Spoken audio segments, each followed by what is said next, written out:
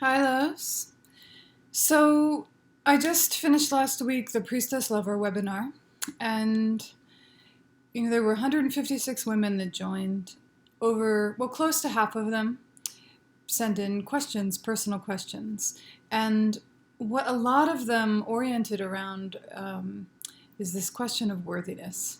Not worthiness inside of ourselves, but more this question of how do I tell, how do I know if someone in front of me is worthy to receive all of me, is worthy of my adoration, is worthy of my trust, is worthy of the investment of my everything that happens when I choose to open sexually to someone. So I wanted to talk that over a little bit with you and share some of what came up in the webinar and what has come forward for me as I've been considering it. So, worthiness. First of all, let's just name out loud that we're not talking about worthiness of being. Plenty of people, most people, well, all people are worthy of love on some level. We're not trying to assess, is this a worthy human being? The question of worthiness is the person in front of you worthy to hold you, worthy to receive you, worthy of your trust? It's different, right? And actually, sometimes that's a very confusing point. We deeply love the person in front of us. We see all that they are. We love what they are in so many ways. And on that level, they're worthy. Maybe they've met many of our expectations or wishes. But on a deeper level, in terms of, are they really holding us? Are they really wanting, capable of, available for the worthiness, the holding of us that makes it emotionally safe and fully satisfying to give ourselves and to open completely? Those are two different things in a lot of ways. So one thing I would say is that when you are exploring worthiness in terms of a partner, to remember that you're not asking, is this a worthy human being? You're asking, are they ready? Are they capable of holding me? What we talked a lot about in the webinar is that there's a way that we ourselves are learning how to steward the sacred nature of female sexuality, the sensitivities, the power, and the needs of healthy female sexuality that isn't porn-driven, that isn't, over-sexualized, that isn't repressed, all these things. So the question of, is the person in front of me worthy, for a lot of women came from the place of, I know I need to care more deeply for myself. I know I need to be so much more discerning about who I share my sexual intimacy with, because I've watched now however many disasters, however many heartbreaks, however many agonies happen because I haven't been taking the time, or haven't known how to assess whether or not who is in front of me should be someone that I open to. So one of the undercurrents was that, meaning I want to take deeper care of myself, which is so beautiful, and it is so where it all begins, right? You lead the way for anybody who's in front of you in terms of how they're going to hold you and how trustworthy they can become.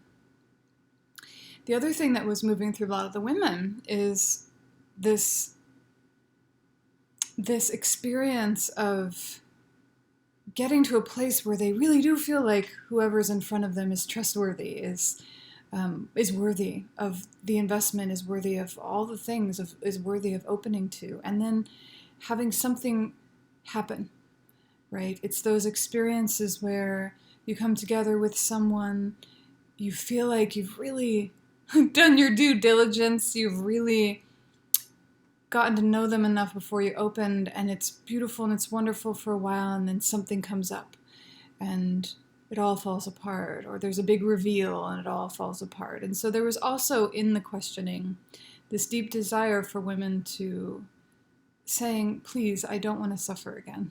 I don't want to go through these things again and again.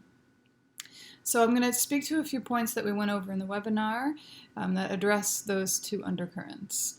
How can I care for myself, and how can I know that who's in front of me is a worthy custodian of my intimacy. So the first thing I would say is, as you're determining that, recognize that worthiness in this context is not a one-time thing. And it is not based on your fantasy list, your manifestation list that you made about your perfect partner, right? Worthiness is love in action. It is the journey of you being worthy, them being worthy, the two of you being worthy to be custodians of each other's lives, deep intimacy, vulnerabilities, power, all the things, is a journey of thresholds. You are going to continue to earn trust, earn and become worthy for each other over time. So the idea that you're going to have someone sit in front of you and you're going to know that they're worthy within a period of time isn't accurate. It's a setup. So when you're considering worthiness and you're feeling into it, acknowledge your list, all the qualities you desire in a lover. Acknowledge the things that you think you need and want on the surface or in expression in a relationship. But when you're opening to someone, pay attention more deeply to what you're feeling. Right? A lot of us get lost when we're with someone in the place of what's being said, what we expect, what we want to see, what we wish we see, all the things, and we start to neglect what we're feeling, the red flags or the green flags. We're not listening to our bodies. And worthiness, the person in front of you who is really worthy to hold all of you, that is a dialogue that is often nonverbal, and that is very much something you're going to have to feel into, right? If you think about thresholds, that somebody wants to get closer and closer to you, and as they do, at each threshold, you're going to give way a little more, and you'll give way a little more. Each threshold is a place where they show that they're worthy, that they want it, that they're capable of holding you. And you want to be able to feel those. And I know that's vague, but you won't necessarily, it's kind of a miracle when somebody really holds you. And it's not at all necessarily going to be what you expected, and it's not necessarily going to be obvious. So my current partner, on date 3, the day after we had our first little kiss, he came over, he sat at the table with me, and this is what he said. He said, well, I went home and I thought to myself, what is it that I don't want Jemana to know about me? What would I not want her to know about me? So I thought about it, and I know what those things are, and I'm going to tell you them now. And he sat at the table. There were only a couple things, but he told me the things that he knew that he could be tempted to hide from me. That particular scenario would never have been on my list. And I could feel it. He met a need in me I didn't even know that I had, which was that he was holding his own reveal. He was holding his own shadow enough, and his responsibility for it enough, that he brought it to me. And he said, so you can ask me to leave now if you'd like. Like right out there, right on the table. And for me, it was a huge moment of feeling my threshold being met, a threshold I didn't even know I had, that I had never had anybody address in that way before. And I opened in that way more deeply to him. And this is what I mean by, you may not know yet where your thresholds are, but you can feel, if you let yourself, you can feel when they're met. You can feel when a part of you actually softens, and follow that to know worthiness. A lot of times how we end up in partnerships or loverships that are not well matched or that aren't really ready to hold us is that we ignore our own signals, right? We think we should be opening, or we blast through all the places we don't want to open yet just so we can be close. And then we bring people in way too close, and it doesn't serve either one of us. So your felt sense is your ally, not your mind, and not your imaginings, not your fantasies. Feel your way through and into worthiness. And one of the biggest pieces of that, well, okay, let's just say that the next thing I would say is to slow way down. Worthiness, trustworthiness, has to be earned. A lot of us, we touch love or chemistry or passion, and we blast off, and then there's no foundation underneath, and we wonder why we're lost in this place where we've given all this, we've bonded in so many ways, and yet there's nothing holding us, and it all falls apart. So if you remember that you're going to be inviting someone to walk through various thresholds and to really show you that they want this, that they can hold you, that they're here, you have to slow down for that. And in order to slow down, you have to be willing to look inside and see why you're rushing. So for me, I was always rushing because I was uncomfortable with those moments of truth-telling and of real intimacy. And I was wanting to kind of pull the whole experience through and into this real close, passionate thing just because I was afraid of the actual intimacy. And that was my reason, that was my role in it, and why I was creating again and again relationships that fell apart, that were gorgeous and then fell apart, because I wasn't kind of obeying the natural law of how to create a sustainable foundation for it. So I had to increase my own stamina in terms of, can I sit in the discomfort of seeing if we're going to meet each other, of really feeling what I feel, and feeling all that I feel, where I'm open, where I'm not open yet, and letting it be, really letting it be and letting it unfold. There is a certain resilience and stamina necessary for that, because it's easy to blast right through the sexual intimacy and have a ton of connection, a ton of bonding. It's just whether or not you want that in the end, right?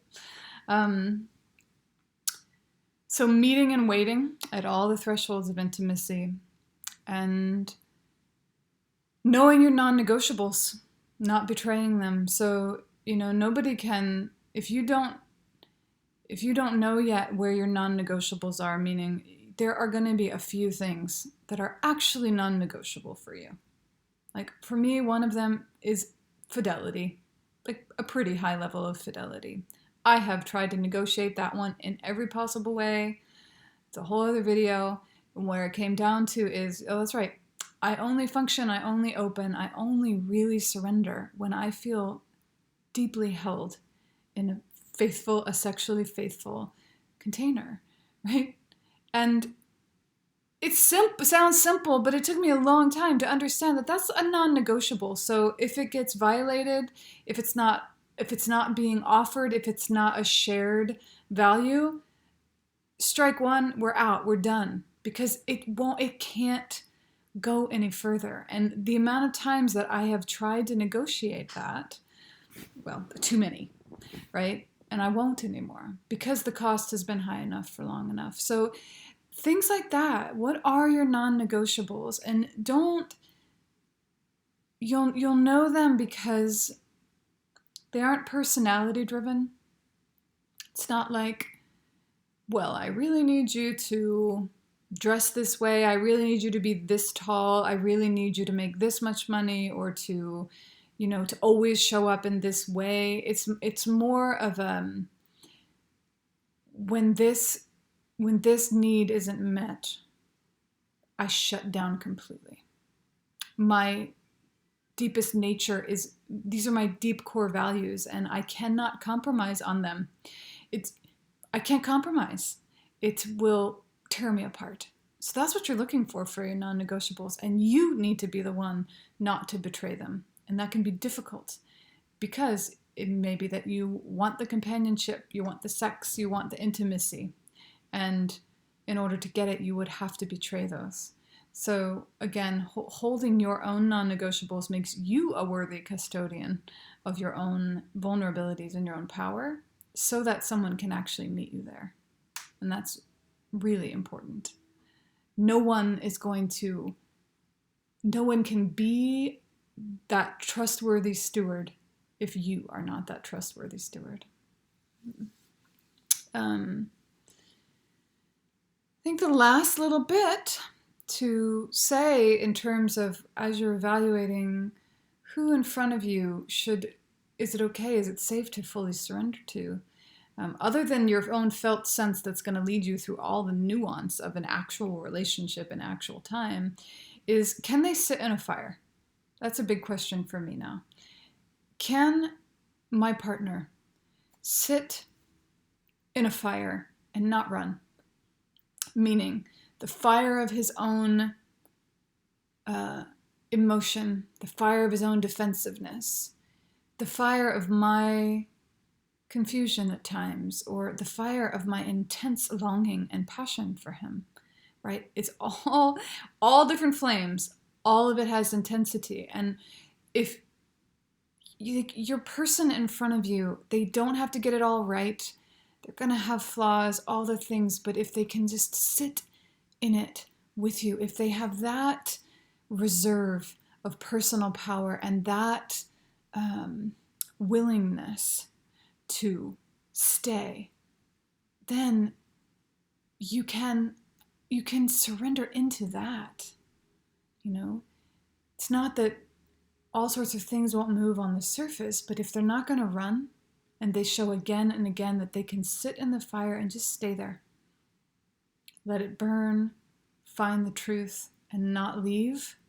And I mean not leave energetically. Sure, they may not,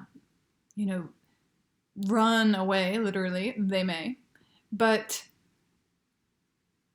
stay with you energetically, not abandon themselves or you. That will allow you to feel the like an actual foundation.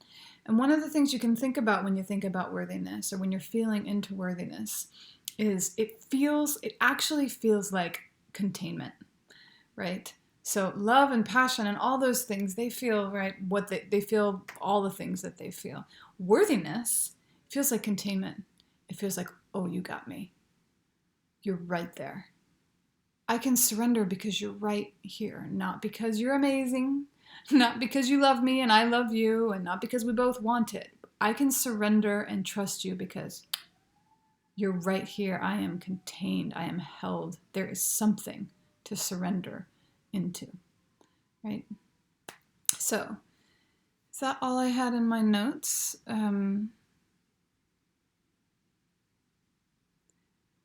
Yeah, that I guess the sum up is that it's really just about someone in front of you who can treasure and protect the sacred.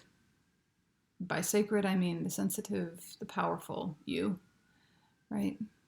And I would also just say, look, this is also just how it is. One of the things that came up in a lot of the questions was this certain amount of like, oh God, I betrayed myself so many times. Oh, I don't want this to happen again. I had really difficult relationships, and then I finally found one, and I was so sure that it was a good one, that it was a safe, worthy place, a secure place for me to give way, and then it fell apart again. I don't know what's wrong with me or how I can fix it. And, that's an internalization of just the chaos and the reality that we are all attempting to become better and better love artists, right? And in that, there's only one way to do it, and it's through learning. It's through walking the terrain. So I guess what I would say is, in a way, on some level, the truth is you may never know 100%, right? There's a way that we ourselves, our partners, we're doing our best, and we weren't most likely modeled very well, especially in terms of stewarding the sensitivities of female sexuality and the bonding that comes with it. So I would say also be easy with yourself. Know deep down and find deep down the place inside of you that is sovereign, that you can always return to, that isn't shut down, but that is a place of power and sanctuary, regardless of what happens. Because every time you go into an adventure of intimacy, you are being brave. And you are stepping out into the unknown. Just don't, as you're walking the journey of letting yourself move through thresholds of worthiness, thresholds of trust, thresholds of openness, remember to nourish and return to your own sense of sovereignty often, not as a way to leave the relationship, not as a way to shut down or to become untouchable, but as a way to keep laying bricks in your own foundation, right? So that you can, so there you can find the true safety as you explore this terrain, as you bravely venture forth into intimacy as it presents itself, into love as it sends you these invitations. Right? So those are my thoughts. The webinar, the Priestess Lover webinar was awesome. It went almost 2 hours. It has a whole bunch of stuff about all sorts of these things, and you can get the recording now. I've made it available. So if worthiness and claiming and how to tend to what happens for you when you touch something sacred and beautiful and deep in sexual intimacy, and then all the things unfold and you don't know you're not sure yet how to steward that, how to live into the full fruition of it, I welcome you to explore the webinar. We went deep into a lot of the terrain there. Okay, well, worthiness, that is a journey, not a state of being. That is what we are walking together and with whoever in front of us is asking to be the custodian of our soul through sexual intimacy, through knowing the deepest privacy of our beings. Blessed be.